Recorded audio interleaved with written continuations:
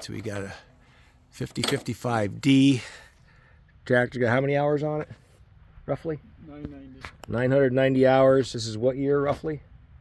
13. 2013? Okay, so it's about 10 years old. We're getting rid of the Bosch starter, and we put on a Denso, made in Japan. Hit it. Beautiful. Shut her off. Again. Beautiful. Shut her off one more time. So one more time.